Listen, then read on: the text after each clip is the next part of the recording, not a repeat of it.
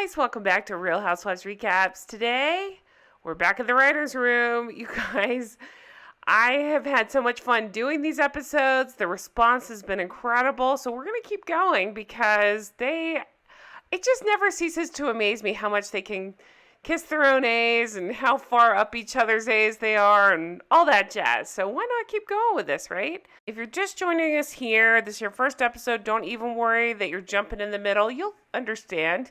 You'll love to hate these writers like we do. We're going to get into it, but first, check out my merch link below. I got Midnight Toast, Justice for Steve. It's a load of pants. Or find me on Patreon. It's patreon.com/Real Housewives Recaps. We crossed into a new podcast episode. This one is Diwali. Let's take a listen. I'm Michael Patrick King, executive producer, writer, and director of And Just Like That. And I'm joined by executive producer and writer Elisa Zaritsky. Hello, everyone. And executive producer and writer Julie Rottenberg. Hi, guys. Happy to be back here. And, of course, we have a very special return visit from one of our homies, one of our roomies, one of our new loves, Rechna Fruchbrum. Okay, so I wanted him to be able to pronounce that, so I didn't have to. So we have a writer we've heard before back in the room. Let's hear what they have to say about Diwali. Diwali is a celebration of light triumphing over dark. I say it's like Indian Christmas, sort of. And it's an awesome holiday. It's an awesome holiday, very specific to Seema Patel's. So again, right off the bat, Carrie has no actual storylines, so we're get to see this holiday that's important to Seema. Okay. Life. Yes. And very specific to both your life as a South Asian person and me as a non-South Asian person. Because I'm Michael Patrick King, and I have to make everything about myself. Who experienced a Diwali for the first time 2 years ago. Which was like the jumping off point, I think. I mean, not that we were like, we have to do a holiday episode, but if we were, it's such a cool one. And your experience of it was, I think, like the spark. Well, the idea, first of all, of finding something completely new at a certain age that you didn't even know existed and being sort of involved in its culture by a friend. I was brought into Diwali by a new friend who I had just met, much like how Carrie has just met Seema. See what I mean? Everything revolves around MPK. So if it happened to him, obviously we all want to see that, right? No, not so much. Only I was invited. I didn't invite myself the way Carrie does. And the experience for me was very intimate and very beautiful. The idea of somebody looking at you and giving you strength and light. And when we knew we were doing a show where Carrie is basically in the middle of a dark forest, how do we show light? And how do we make that transition without like living in her grief for too long?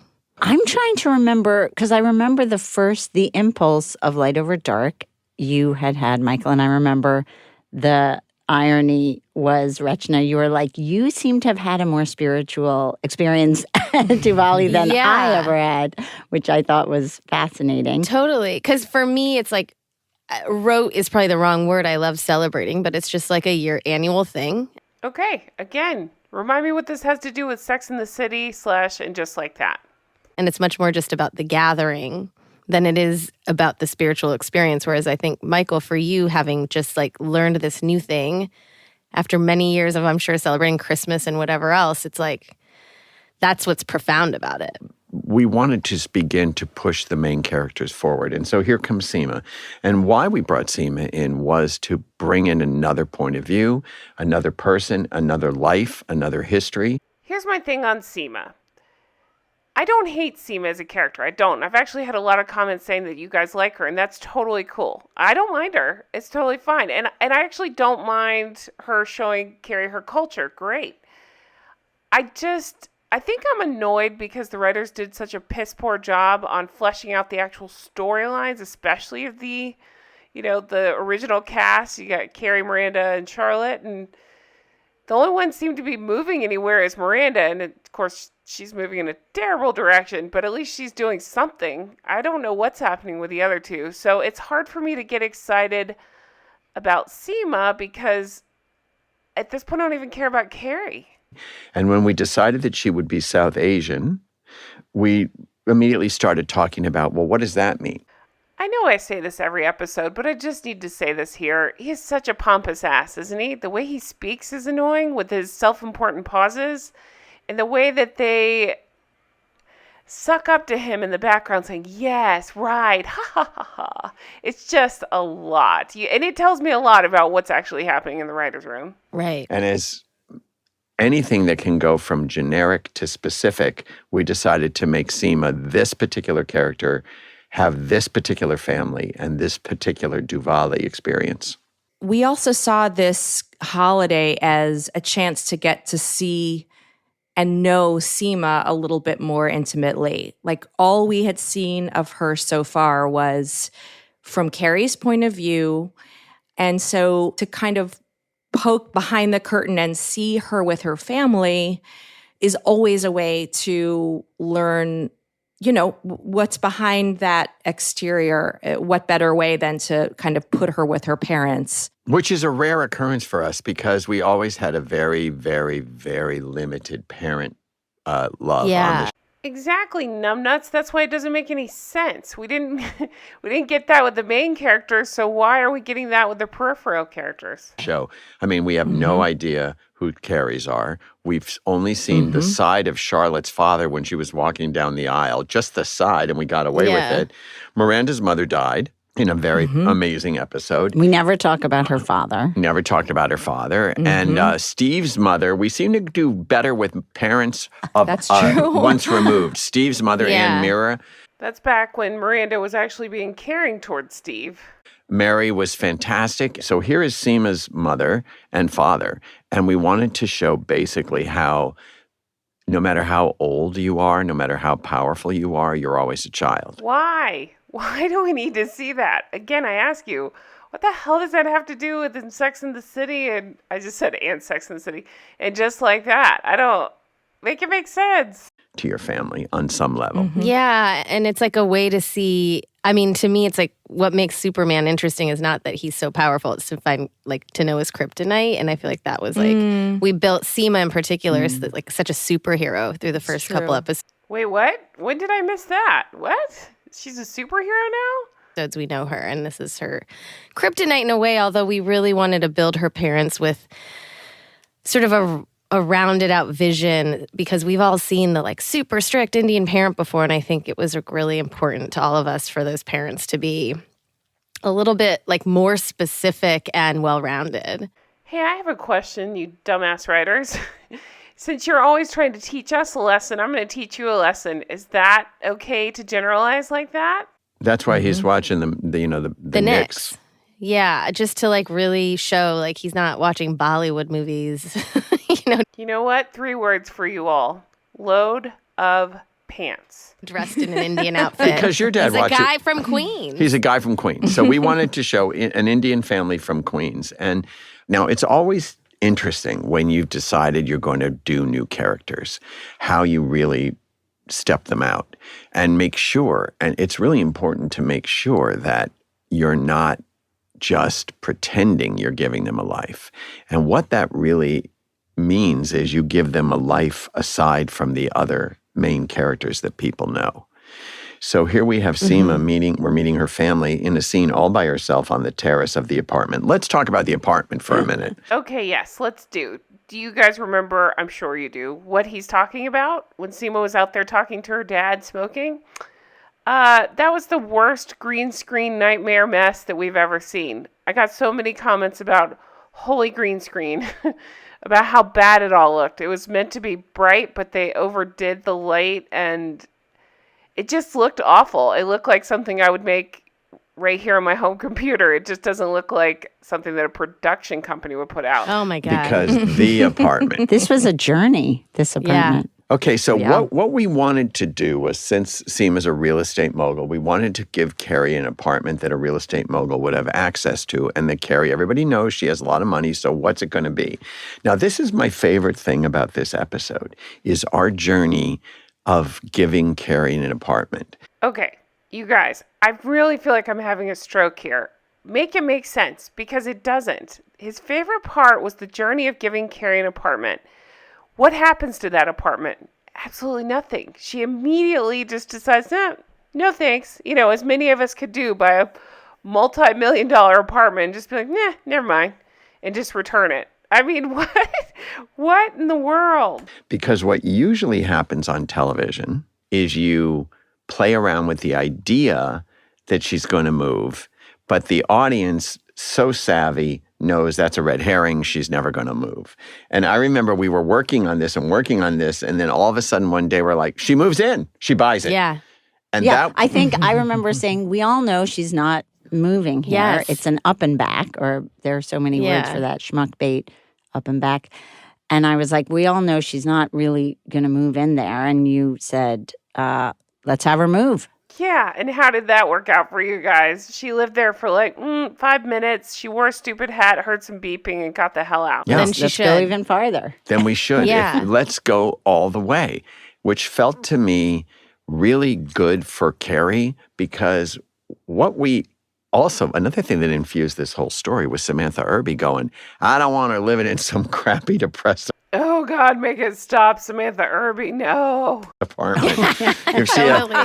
if she has all that money, I'm depressed. If she lives in that, like, she can't move on. What kind of woman with all that money is going to live in some janky, like, shitty Walk up. apartment? And walk up people with Yeah. no doorman. Yeah, so I do want you guys to know I am not a drinker, but I just poured some bourbon into my midnight toast mug to get through the rest of this. I can't handle this. It's too much cringe. I mean, it's interesting because one of the great things about production is John Melfi, who's our brilliant executive producer, he saw what we wrote. We couldn't find that apartment anywhere. Okay, that's it. I'm chugging out of my mug every time they say something stupid. In Manhattan. It just doesn't exist with a river view, the future. So he said, let's build it. So that's an incredibly extravagant set. Are you fucking kidding me with this? Seriously? That's an extravagance. So Jay, my husband, is way more computer savvy than I am. He was looking at it too, saying how awful it looks, that it just looks like they don't have a graphics department or something on this show. Hence the awful logo, or lack of logo, I should say, that title screen that they do, and just like that. To use for one Oh episode. my God. and the green screen all around to make the river come to life. I mean, it's just Oh, we know, Michael Patrick Dickhead. We know about the green screen. We've all seen it. In fact, if you Google Carrie's green screen apartment, one of the first things that comes up is a whole Reddit thread of people talking about how awful it looks. Somebody literally titled it Carrie's whack-ass apartment green screen. it's really extravagant. But But we needed Carrie to be in the wrong light. Yes, that's the important Yes. thing. Yeah, she Yeah. starts in a harsh light. Okay, I'm taking another drink. You guys, why do they need her in the wrong light? Why do they love to torture the characters? And basically, well, why do they love to torture us? And then we move her into a different kind of light. And at the end of the show, you see a very bright light because she's moved along. And then there is the bright light being shined at her in the plastic surgeon's Yes. office. Oh, God, I'm drinking again. How are they going to go from that apartment to the plastic surgeon's office? That was the most cringe. Every time I say that, they outdo themselves, but it really was so cringe. Do you remember that doctor told Anthony, you're hot? What doctor is saying that to you? If a doctor says that to you, you need to run out of the office. Which is another form Also of harsh. Yes. Yeah, which is like one of my favorite things of the season. Well, that tells me everything I need to know about you then. Drinking again. Really? The plastic surgeon? Yeah, I mean, that scene, which like Michael helped just, I don't know, Oh, goodness. Let's kiss Michael Patrick King's ass some more. Good Lord. Jonathan Groff playing him. The amazing Jonathan Groff, who is So warm seductive. and seductive. If you're going to have anyone tear Yeah. your face apart. I'm drinking again. What are these people saying? P.S. I'm drinking out of my midnight toast mug. I freaking love this mug. It's great. It just came in. I'm very excited about it. It's amazing quality, and the picture turned out so good. So definitely check that out. It's awesome. Should But be I him. also just Tell think you like you're a Sarah, hollower. Yeah, Sarah Jessica, that was a brave thing for her a brave scene for her to do. very on set, I remember, and thank God you were there for that, Rechna. Yeah. This feeling of vulnerability that she Yeah. was willing to do that. How I don't Yeah. She And play also- the comedy in it. Play the comedy. Well, that's the thing that's so great about her. She can do it all.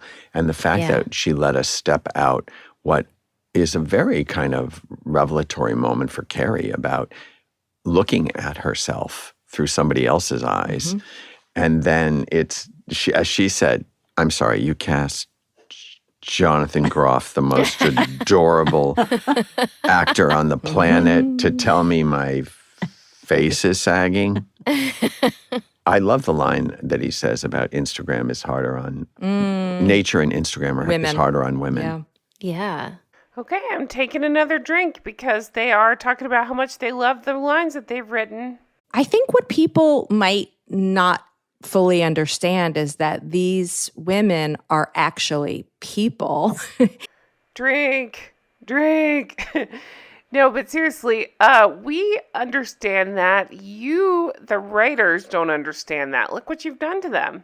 In the world, who are under such a harsh light in their lives, for how they look, how they age, how they try not to age. So major props for allowing that to happen. I remember when my father died, I was calling somebody from the hospital, and there was still a payphone because it was back in 1934. And I was talking to my friend in California, and they said, "How are you doing?" And I looked at myself in the chrome of the thing. Oh, God. And I said, "I look awful." And they said, "Maybe that's what death is for, just to feel that and see that." Yeah. And everything sort of winds up on some level in a script somehow when she says, my husband died, and that's a lot of what you're seeing on my face. Yeah. Yeah. Now, I think we should take this moment to point out that this episode was directed by Cynthia Nixon. Oh, we are all very aware of that. If you don't remember my recap, I kept flashing the directed by Cynthia Nixon sign to remind everybody that, well, she's going to take a lot of responsibility for that load of pants that they gave us. Which was very exciting. And it also meant we tried to make it a Miranda light episode, although she winds up, she has plenty to do. Oh my God, I'm drinking again because seriously, all the episodes have been completely Miranda focused. Miranda and Chay have been shoved down our throats on every single solitary episode.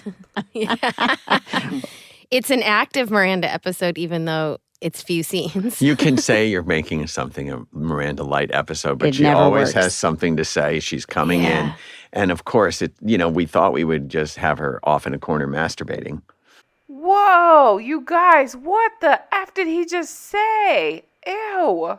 This is the same guy that obsesses about Brady's jerking off, and now we have this. Oh my God, it's so gross. So much for that plan. We tried. Oh man, we had I mean, at first, we had her against the washer. Oh my God, seriously, what is wrong with these people? No wonder this shit show is so bad. Listen to this writer's room. Oh, yeah. The vibrating washer. Right. That was a scene I wrote at one point. Oh, yeah. You guys, I cannot with this. I'm going to refill my Midnight Toast mug. No, In my mind, that exists. Also, we That was so knew good. we wanted to slow down the Chay Miranda story because we're I'm sorry, but again, what show are they watching? I never saw it slowed down. Even the episode where Chay wasn't in it, you got Miranda saying, "I'm in a rom-com, Carrie." coming off of 5, that incredibly shocking fingering scene. Oh my God, you guys. Seriously, just imagine you're sitting on the couch next to me and we're watching this shit show together. I would look over at you and roll my eyes harder than you've ever seen anybody do that before. That is disgusting. And we knew we didn't want them to just be off to the races and assume that things are all systems go. Okay, this is the part of the episode where they're kissing their own A's again. Look how good we wrote this, you guys. We just don't want them to have a smooth ride. We need to make some bumps along the way. No, that's not what happened. The only bump you put in the way is Steve, and you just ran right over him. So no, none of this makes sense. Wanted to make her wait a little and be a little insecure and wonder. Again, where is that scene? Because pretty much you've written it like Miranda's a hero for cheating on Steve and hooking up with Chay, and it's all just worked out. Yeah, the truth of it, what it would be. Yes, or doubt. Should I do this? Should I lay off? So And it was- also because we wanted to show that this was a lot in her head. Mm-hmm. We Yes. didn't want the audience to think that Chay was even feeling the same stuff. Right. Okay, we're back in the Twilight Zone because that's not at all what they've written. We didn't want them to know what they are thinking. So we're like, oh, okay, so let it be Miranda who's replaying, in the Cineplex in her head. In every movie theater, she's replaying Chay in her. And it was very important for the audience to hear somebody else's point of view, Again, what the hell are we talking about? which is Charlotte's. Yeah, and we were saying Charlotte almost being the voice of probably most people watching, being like, "You're Right. having an affair." right. And when we were filming it too, Cynthia was at the table. It was so funny because it was the first scene she directed, by the way. This thing was the first scene she directed, the right. picnic scene. And she was sitting there going, well, I don't want to focus group this. Cut. I mean, watching the other actresses going, oh, she's in, she's out, she's in, she's out. Just cut, All right. cut. Then And she I'm would sitting there and she'd Run look at over me. to the video monitor. I mean, it's quite a leap. Cynthia's directed theater, of course, and she's a very smart person. So I'm going to end it here because that pretty much wraps up the Diwali episode. Next podcast episode is Sex and the Widow. It's just Michael Patrick King, Elisa Zaritsky, and Julie Rottenberg. So we'll hear what insane bullshit they throw at us next time. I'm going to try to get these episodes up quickly because I know the show is coming to an end and I really want to hear what else they have to say. So stay tuned for that. Thank you guys so much for watching. I really hope you enjoy it. I have no idea what day this podcast is coming out, but in case it hasn't happened yet, on Friday, February 4th at 7 p.m., we are doing a live season finale party where we discuss the episode, we discuss the series. I'll put up a long video. You just show up on YouTube, the 7 p.m. video, click on it, and talk to me, talk to the group, and we'll talk about all the nonsense they've thrown at us. Thank you guys so much for watching. Do check out my merch. I'll put the link below. Also, check out Patreon if that's something you're interested in. We're having a lot of fun over there, recapping the original series and Carrie Diary. So check that out as well. Thank you guys so much. Have a wonderful day. Bye-bye.